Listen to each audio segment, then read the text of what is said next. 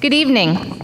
My name is Kim Schmidl-Gagney, and I'm the coordinator of our Campus American Democracy Project.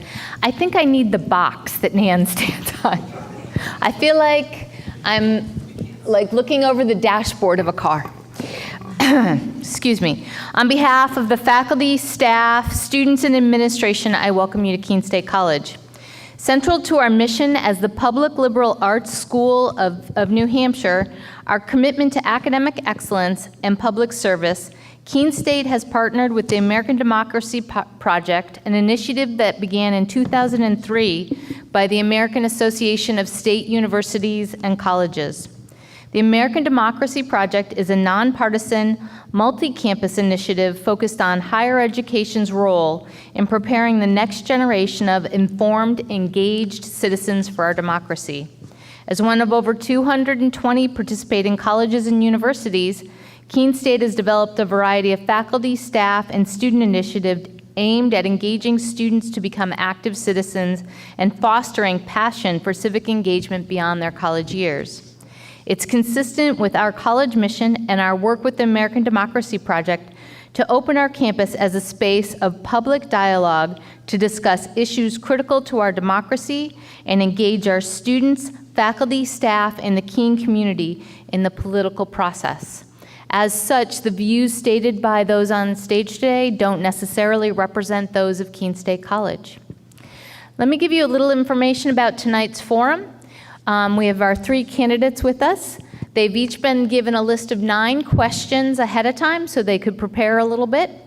They will start the evening with 2 minutes to introduce themselves to you, and then we will spend about 45 minutes asking the questions, and we'll take turns about who goes first. We may not get through all 9 questions, partly because we want to leave time for audience questions. So it'll be about 45 minutes of prepared questions. Then we have a mic down here. We can bring it around, or folks can come up and ask questions. And then the candidates will have 2 minutes to sort of make a closing statement to you all. As we ask the prepared questions, we ask the candidates to take about 2 minutes to answer them. We have a student here who will keep an eye on the time and who will give you a little wave when you have about 15 seconds left to the 2-minute time mark. Okay. Questions? Awesome. I'm pleased to introduce our president of our Keene State College Democrats, Davis Bernstein, who will be our moderator for the questions tonight.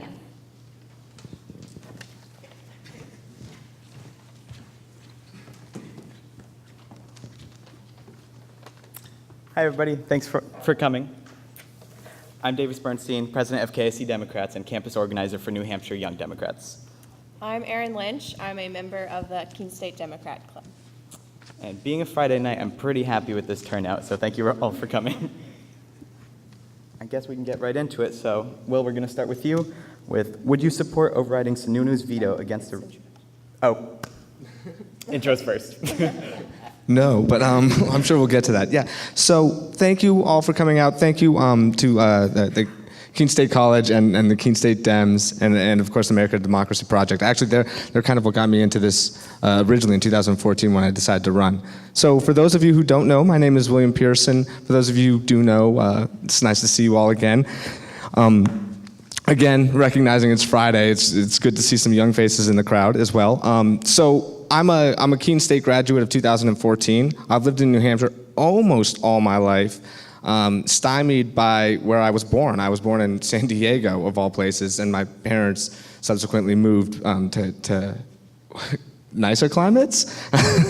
But no, so we moved back in 1992, and I've been living in New Hampshire ever since. I graduated from Bedford High School, obviously moved to Keene for the college, graduated in 14, decided to put my degree, which was in political science, to use for running for state rep that summer. I was fortunate enough to win. I ran in Ward 1, which is the college here and the houses along to the police station. And it was a great learning experience. I loved it so much I had to do it again in 2016. Again, fortunate enough to have been victorious. I ran at large for the entire city, and and had a great time canvassing, meeting voters. During my 2 terms, I've won Legislator of the Year twice by the New Hampshire Young Democrats and by the New Hampshire Municipal Association. I put the little asterisk there that they both don't necessarily have the same interests at heart, so that's proof that I can definitely talk across the aisle. I also have recently, in my most recent term, scored 100% for the voting scoring card for both the ACLU and Planned Parenthood New Hampshire. It's progressive values like this and many, many others that we're going to be talking about tonight that I hope to continue to bring to Concord, and I look forward to your questions later on this evening. Thank you. Thank you, Will. Delmar? Thanks for coming, everyone, tonight. I'm on? Okay. I've got 43 years of experience in criminal justice. That's all through branches of government. And 12 years in community college, and university teaching as a professor in the social sciences for sociology, psychology, criminal justice, and statistics. Add to this, I was a union president during the Reagan years, representing the 423 professional white-collar workers with the 1st Judicial District of Pennsylvania. That's Philadelphia. This group, physicians, psychiatrists, psychologists, MSWs, visiting healthcare nurses, hearing masters, and 347 sworn probation and parole officers. We couldn't strike. We were non-striking workers. At the time of the Anita Hill testimony against Clarence Thomas, I represented 14 Me Too women who came forward against the chief of the Adult Trial Division. This was also the period of the air traffic control strike. I went eyeball to eyeball with the U.S. president on the picket line. Let him use the service entrance to the Civil Disobedience Squadron. The cops knew me because I negotiated along with our union president our contracts since we could not strike. I started out as a juvenile probation officer and ended as a court administrative officer for 17 courtrooms. That's 165,000 yearly petitions for juvenile, dependent, and neglect cases. This branch was cited by the American Bar Association for having the most current case flow in the United States. You can see why I put progress in the progressive movement as my campaign slogan. Thank you. Joe? I want to echo the thanks to the Keene State Democrats and the Democracy Project. There we go. My name is Joe Shapiro, and I'm a first-time candidate, and I've lived in Keene for 30 years. My wife and I have lived in Keene for 30 years. We've raised 2 children here, both of whom gone to Keene schools, and are flourishing as graduates of Keene High School. I've worked the whole time I've lived here and quite a ways before as a clinical social worker. I've worked in the schools, I've worked in healthcare settings, I've worked at the Community Mental Health Center in Keene, and currently I have a private practice right across the street from the college. You may be in the minority, but I'd like to talk to the students in the crowd. Like you, I came of age in a time of great turmoil when it was unclear whether the country would hold together. I think that's the situation you're in. I went to high school and college during the time when African Americans were protesting for their rights. I was very involved in the anti-war movement during the Vietnam War. So I think there are some similarities between now and then in terms of, the tremendous chaos and difficulties trusting government that people have. So what I want to say tonight is that this is a time of fear. We certainly see ourselves in a great debacle, but this is also a time of great opportunity and great hope. And I think that I really want to be a part of a new movement of new candidates, first-time candidates, people who are activist candidates, people who have been out of the mainstream, who start a new wave of political activity in this country. I'm very hopeful about these 2018 elections all across the country. Thank you. Thank you. So since Will started with the intros, we'll have Delmar start with the first question. So back to what I originally said. Would you support overriding Sununu's veto against the recent net metering bill? How did I do on the wave? Did I not do it? Oh. This is about Senate Bill 446 that increases from 1 megawatt to 5 allowable megawatts. Mayor Tony Gianta of Franklin talks about 65 acres at a former landfill that generates no income.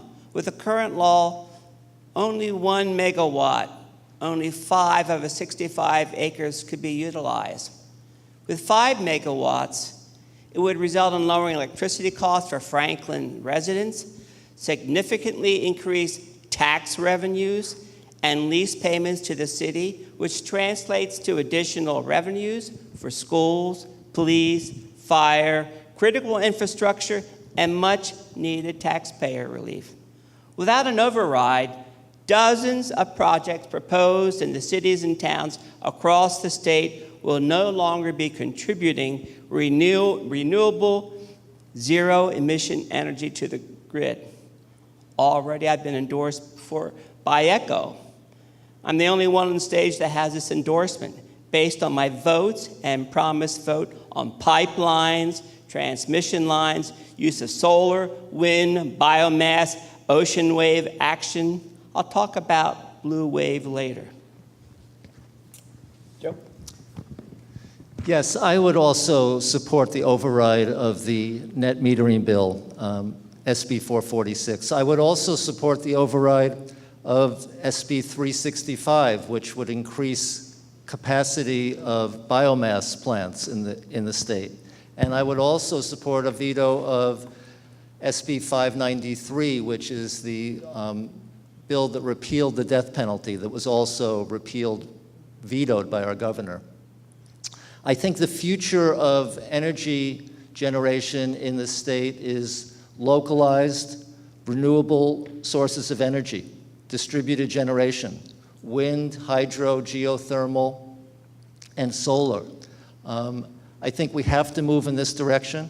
I think building large-scale energy generation, when you consider the cost, the licensing, the time it takes to build these things, when you consider the environmental degradation, when you consider the future far out, and the fact that people will actually have to move and be relocated because of climate change, these large-scale efforts are just unaffordable. So I would absolutely support overriding the veto of SB 446. Thank you. Will? Thank you, and thanks for the question. It's going to be a little bit of an echo chamber here because I agree. I would, and I plan to override or support an override of the veto for Senate Bill 446 on September 3rd for veto day. So I guess let me take this opportunity to kind of pivot into where we should be headed as a state and a country in terms of energy production. We're no longer, and we're lucky that we're no longer in a place where the non-renewable sources of energy that we've been using of old are just as affordable as the renewable sources of energy that we have available to us right now. And I would say look no further than Portugal, which just recently, within the past few months, has had 2 days where the entire country has operated off of totally renewable energies. And we, on the eastern seaboard, are particularly advantaged. While I completely agree about the distributed nature of the grid and how we can parlay efficiencies into even greater energy successes, but in terms of large-scale energy production, we have it right on the shore. So if you pull together all of the wind production that's on the eastern seaboard, it could power the entire country twice over. That's plenty. And more than that, it's all within our grasp. That is to say, there's a continental shelf there. So whereas on the Pacific, you have to do some deep sea structure building, and to that I would say if you can mine for oil in deep sea, you can definitely harvest wind wind deep sea. But even still, we don't need to go with those obstacles on the eastern seaboard. We've got a continental shelf that can support these farms. The future is there for us. New Hampshire shouldn't be left behind. States like Maine and Massachusetts will benefit from their advances, but we should have some of our own. And these large-scale non-renewable sources aren't them. Thank you. What would you do to support college students, specifically on the defense of our right to vote? We'll start with Joe for this one. Okay. As you probably know, House Bill 1264, which was signed by the governor, limited voting to people who are permanent residents of New Hampshire. So this was directed mostly at college students who would now need to declare their permanent residency to be able to vote. They'd need to go out and register their cars in New Hampshire. They'd need to go out and get driver's licenses in New Hampshire, and this will severely limit the number of students who are able to vote. I think that when you look at our whole state and the future that it's facing, we have to encourage students to participate. We need to embrace student participation. We can't be pushing students away. If we want students to relocate here, we need to make this a place where they feel embraced, where they feel accepted. And this is no time to be pushing students out of participating in our democracy.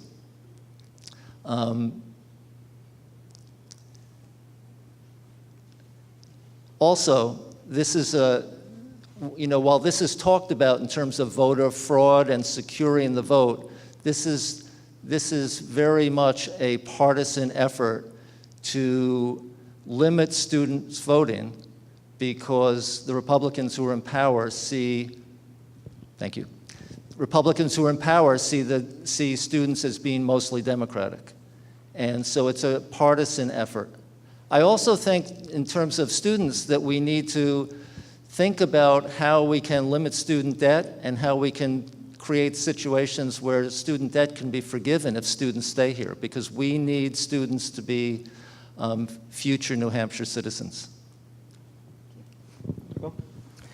This is a great question, and it's one very familiar to me. It's right in my wheelhouse. I sit on the election law committee at the State House. That's a committee I requested when I first won election in 2014. And I originally was inspired by a professor here on campus, Professor Welsh, who got me involved with campaign finance. And I quickly realized that I couldn't do much about campaign finance as a state rep, but there are things like redistricting and HB 1264 that Joe just mentioned, or combating bills like that I can do to help very locally. Now, Joe just mentioned HB 1264, terrible bill. I voted against it in the State House, and I want to hammer a point home that he also brought up, which is the message we're sending to students in the state and young folk who want to come to New Hampshire. We're sending a poor message to the people who already live here by the in-state tuition rates, but we're also sending an even worse message to those who come out of state to our colleges, and there are many. We're sending the message to them that we don't welcome them and we don't appreciate their voices. That to me is not American. It's antithetical to why I'm involved, and it's what I'm going to continue to fight in the State House. I want to bring up Senate Bill 3 real quickly, if I can. It was a bill that was passed the year before, the term before, and it gets away with our same-day voter registration affidavit. So now, essentially, you need to bring in proof of your domicile in the form of like a letter from your landlord or something like that. It's another example of the hurdles that, let's face it, the Republican majority has been putting in front of students and the disenfranchisable in the state. Because while it is projected mainly at students, I would say that Republicans in the state have noticed that voter participation typically equals Democratic votes. And to the extent that they can curb that, I'd say they're going to. Same-day voter registration is on the table if Republicans continue to win the majority. So send me back and I'll continue to fight. Thanks. Already I'm on the campaign trail with Executive Counselor Colin Van Oster for the need in getting money to fund mobile DMV units. That's Department of Motor Vehicles, to spend time on college campuses before elections to capture the 50,000 college students and issue them driver's licenses to vote next year. Senator Maggie Hansen squeaked in last time. Without the student vote, the Massachusetts guy, Scott Brown, would be your New Hampshire senator. You know him. He ran against my favorite, hands down, Elizabeth Warren, before crossing the border into New Hampshire at night by evading ICE. We need to overturn the student vote suppression law next January when representatives return and can't rely only on the appellate courts to save us. I'll give a plug later on this evening for the Democratic candidates you can help outside of Keene. Our close neighbors, one being a Keene State College graduate, to flip current incumbent Republican seats. One of my Concord seatmates, right in front of me, to my left, a Keene State graduate, serves on election law committee. Easily he can fine-tune my strategic thinking. Currently he's interning with the Secretary of State that has election voting as one of his primary duties. We're going to replace him.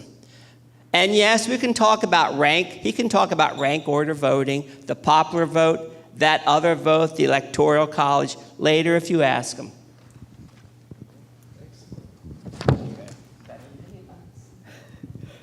So we're going to start with Will for this one.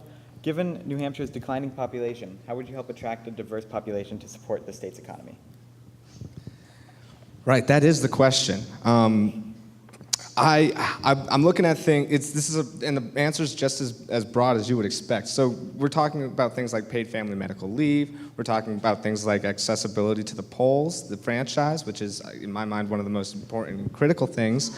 We're also talking about things like in-state tuition rate, or let's start even lower at the primary and secondary education level, where school building aid is no longer something that the state of New Hampshire offers. The reason why the local property taxes are going up is because of the state of New Hampshire is negging on its obligations to the public school system.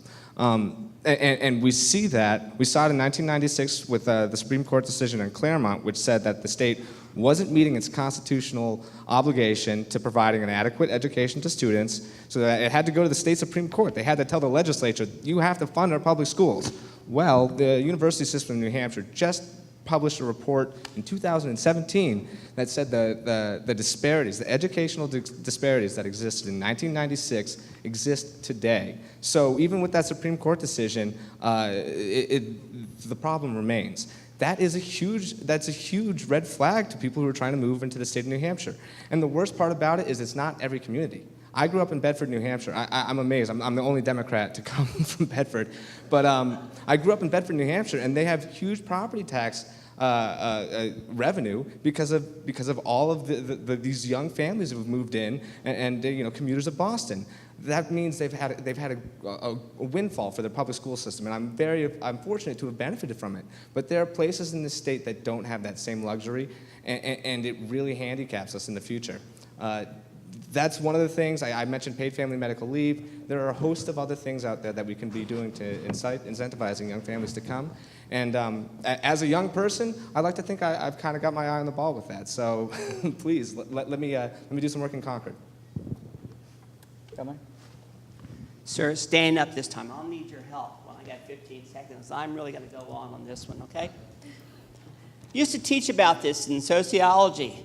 For New Hampshire to attract a diverse population to the state to support the state's economy, more people in government and business first need to look like them. Got it? I've got two sheriff signs for Eli Rivera in my front yard. More in my trunk. Who wants them? On stage in front of you now, I admit, the only elected official to have supported in the Senate primary the last time around, Chris Roberts, a black man.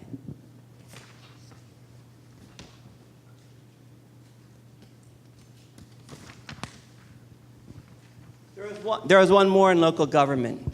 Councilwoman Bettina Chadwick, who supported Chris, had a housewarming party for him. Had his 4x6 sign on my porch. Captain, Major, U.S. Marine Corps. Roberts is a Keene State graduate, was chair of the policy committee in Concord for Veterans Affairs, a school board member in Keene, a city councilman. All at the same time, he was an endorsed candidate for Senate by the Keene Sentinel. He'd give you a good answer to this question. I used to address him as Mr. Mayor on the street. The voters decided in the last Democratic primary. It's hard, just like when your primary presidential candidate loses. I now work with Senator Jay Kahn. Business knows what to do to attract diverse population because they want to make a profit. See how they react to some of Trump's goofy beliefs? Change cities for conferences? You know about this. In reaction to this week's monkey-up description towards the Harvard graduate who won the Democratic primary in Florida, my Facebook page 2 days ago, got attention when I talked about going to the House Speaker because two Republican representatives, one who carried a noose and the other proclaiming to have this knot-tying skill from spending time in the South, depicts we got this monkey stuff alive and well in Concord.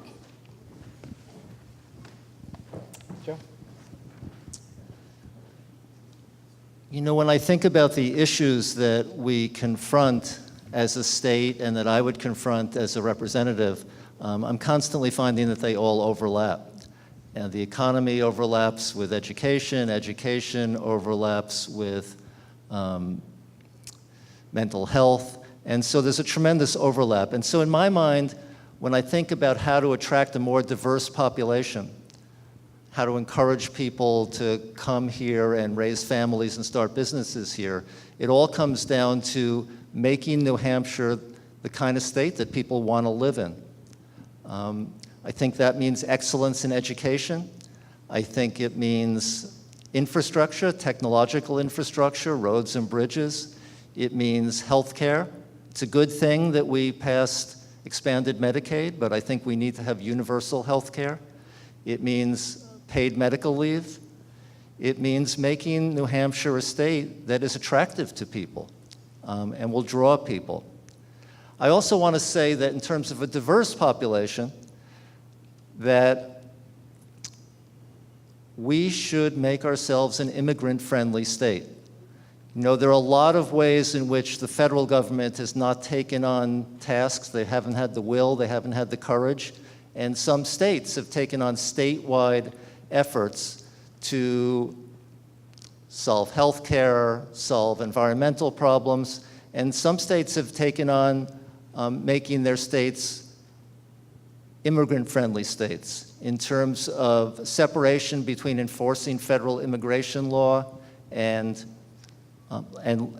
local law enforcement, in terms of guaranteeing constitutional protections for undocumented immigrants. So I think we could go way further in terms of making this an immigrant-friendly state, not by proposing laws like Senator Sanborn did to take English classes away from immigrants who didn't fit his criteria.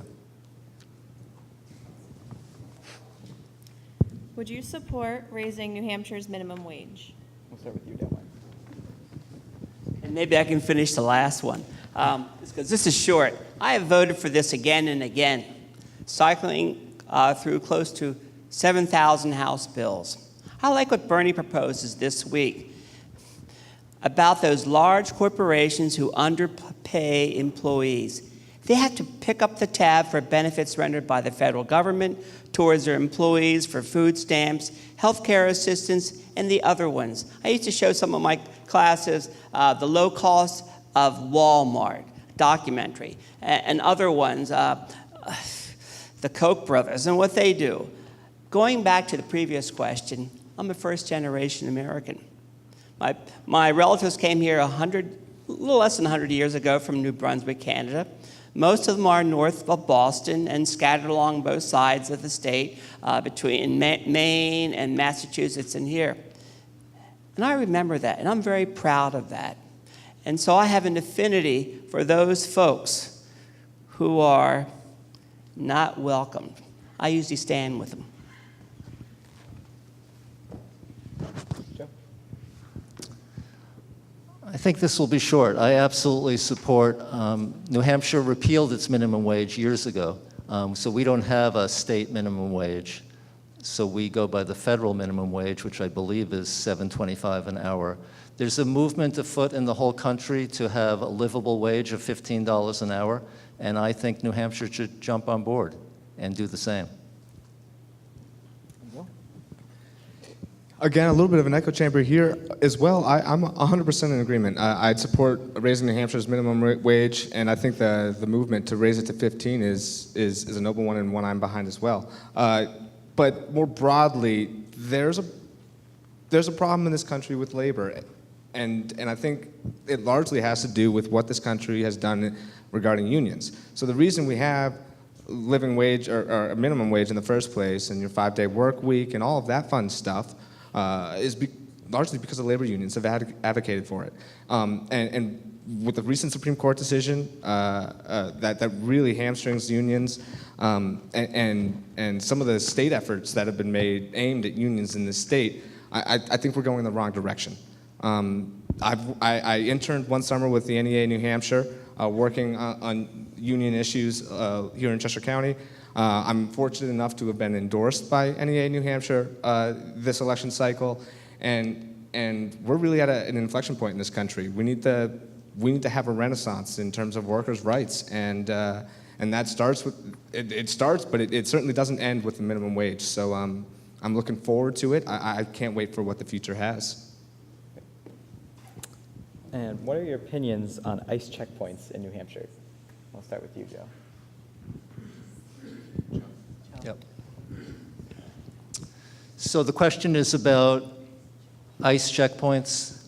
So there have been checkpoints, I believe it's happened on 2 occasions for several days at a time on I-93 in New Hampshire, approximately 90 miles from the Canadian border. I've devoted a good deal of the last year and a half to working with a local organization called Keene Immigrant and Refugee Partnership.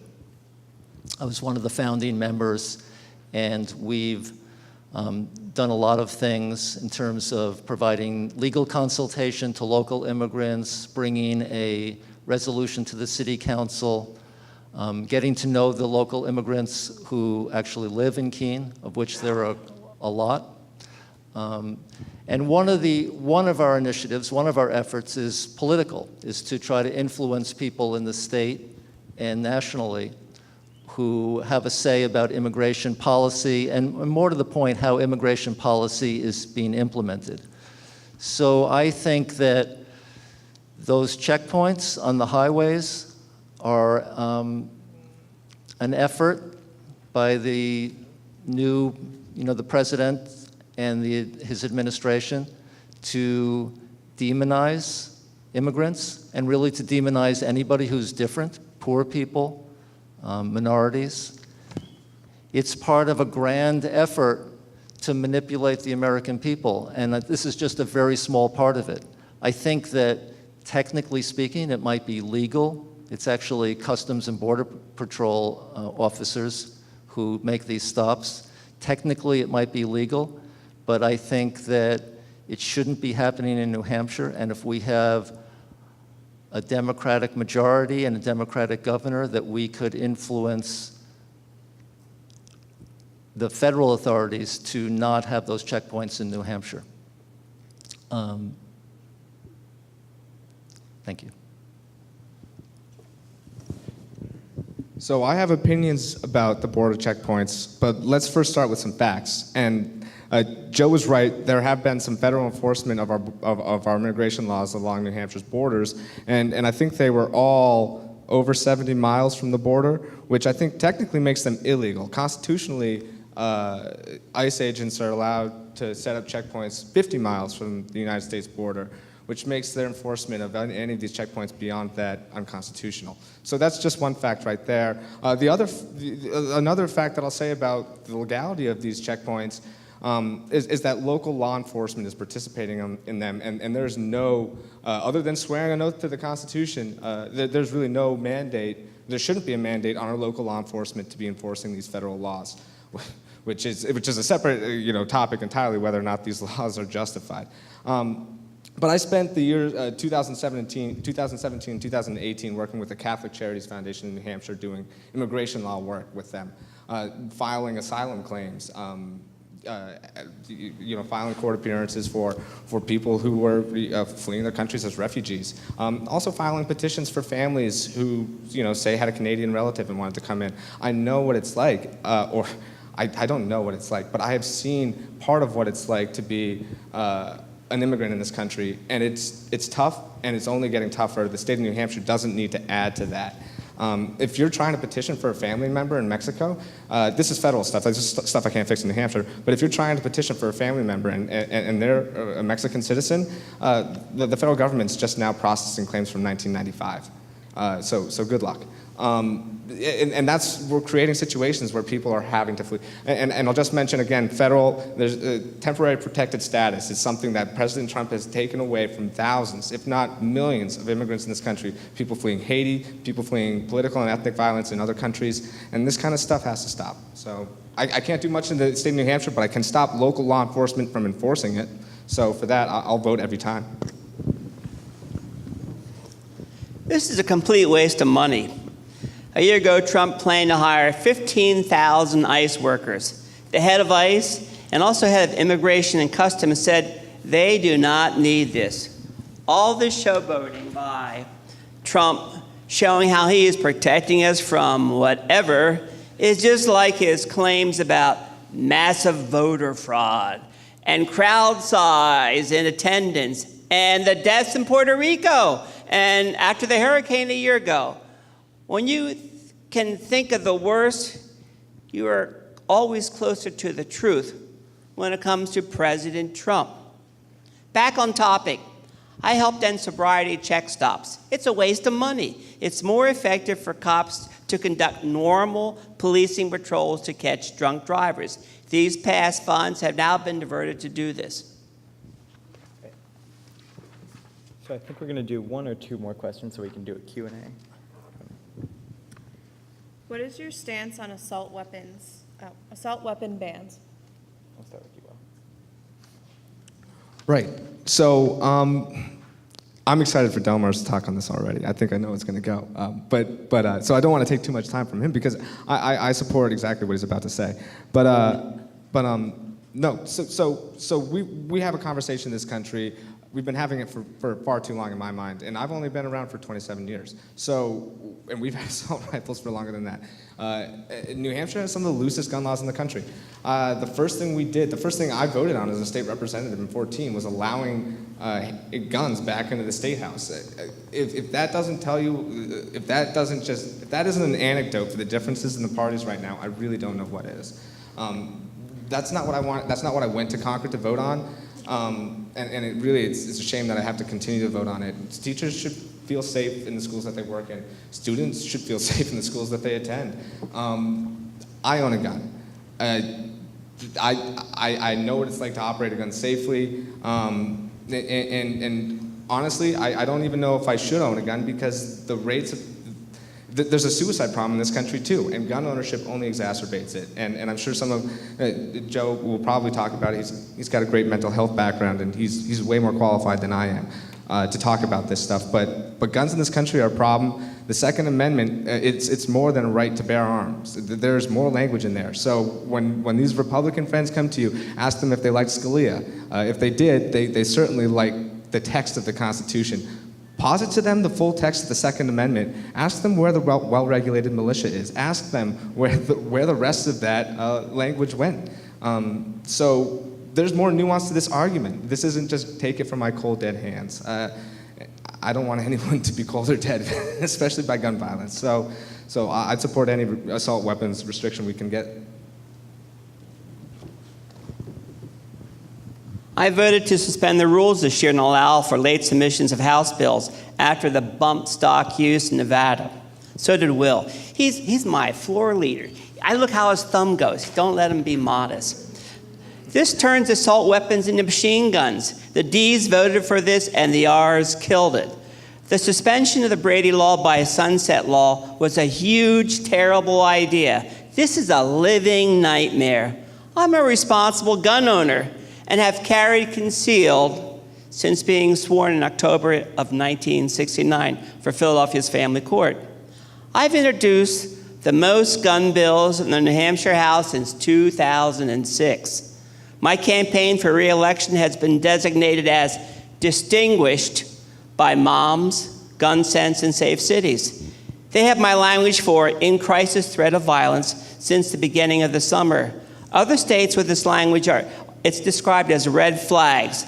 Mine will be emulated in other states because it also assigns legal advocates, addresses mental health issues, is investigated only by police and not initiated by private party filings. Ollie north of the NRA has it. I've invited him to come, speak, and offer an endorsement, encourage all his members. Weekly, I'm on the road seeking endorsements throughout the state. I'm getting behind and getting my dog signs up on the hills at the highway intersections. This will be filed September 10th at 9 a.m. It's ready. I was in Concord yesterday for 2 hours with the chair for criminal justice and public safety with my excellent helper, John Stewart, who wrote most of the language. He's past president of the New Hampshire Police Association. I hired him to teach for me. He's past president of his union president here in Philly, rather in Keene, and was a resource officer at Keene State years ago.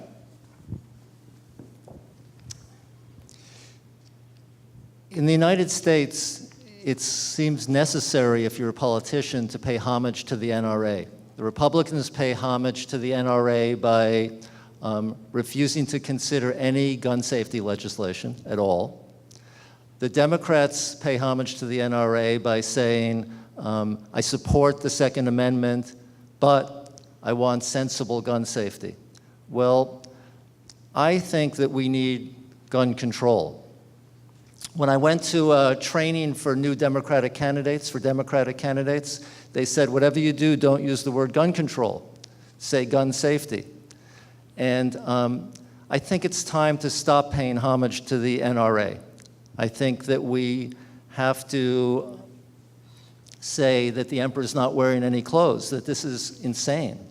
I'm a practicing psychotherapist. I have to pay money to the state. I have to make an application. I have to fill out that application. I have to get a license. I have to renew it every 2 years. To cut somebody's hair, to be a barber, somebody has to do something very similar. But to go out and get an assault weapon or any other kind of weapon, you just call somebody up and get it, or go to a store and get it. And I think that it's crazy. I support gun control. I support banning assault weapons. I support bringing back the concealed carry permit that we used to have until recently here.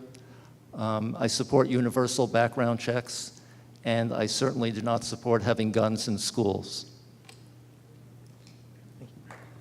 So I think we're going to stop with the scripted questions here and start with your closing remarks before we move on to the Q&A. So we'll start with you, Delmar. Rather than spending a minute and a half talking about me, this is what I've been doing on the road, asking you to do something. Help these 4 ladies out. One is the next town over. Her name is Jen Gamarlo. We need her reelected. She's a Keene State graduate. Just go over to CVS. You'll remember that. And Custer has headquarters there. You can make calls. You can go door to door and help her out. 3 other ladies in this county. We need to flip also these seats, because these are the current Republicans who are always no to the things we just talked about all night long. Pat Martin. She's my go-to person for the ecology and fuel and oil and energy. Susan Silverman, right next door in Marlboro, a clinical psychologist. I'll get along with her just fine. And Sandy Swinburne, no, I got it reversed. Susan Silverman, she's a potter and has arts and crafts and has other graduate degrees. It's Sandy Swinburne, who's next door, who's a clinical psychologist. So any of these 4 women, all the Democrats are going to get reelected. We're creating the excitement. Us three guys, you're going to be going. So, but we need help with the other four ladies in the town because we need those yes votes in Concord. Thank you. Joe? So I want to go back really briefly to something that Will was talking about, suicide and guns. I looked up the statistics, and the statistics said that in 2016, the last year they had totals for the CDC, that there were 132 murders in New Hampshire, gun deaths in New Hampshire. What would you guess the number of suicides were out of 132? 123. So I think, we've all said it, we all agree about this, but I think it's time to make the accessibility of guns much, much more limited. I want to say a little bit about how I see my position as a representative for the New Hampshire House if I'm elected. I would really like to make my position an interactive position. I promise you that if I'm elected, I won't be a stranger. I'll be back here to Keene State, and I'll be back to all the other places I talked. I see the possibilities of having a relationship with my constituents. I would like to know what you're thinking, what you're feeling, what your experience, both as a student and as a citizen.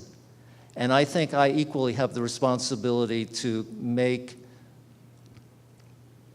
myself accessible to you, to talk about bills that are coming up, about issues that we're trying to approach. So my last statement here really is that if I'm elected, I would like to have a very close relationship with the people I'm representing, and I think that that's really on me to make that happen, and I plan on doing that. We've gone a little bit over an hour, so we'll wrap up here. I want to thank everybody for coming, and thanks to the people in the back that made the lights and sound happen, and a special thank you to the candidates for being here tonight. Thank you for coming. You kept me on my toes. Thank you to the Student Democrats for help organizing this event. We don't need to vacate the room immediately, so hopefully you'll mix and mingle just a little bit. Absolutely. Thank you.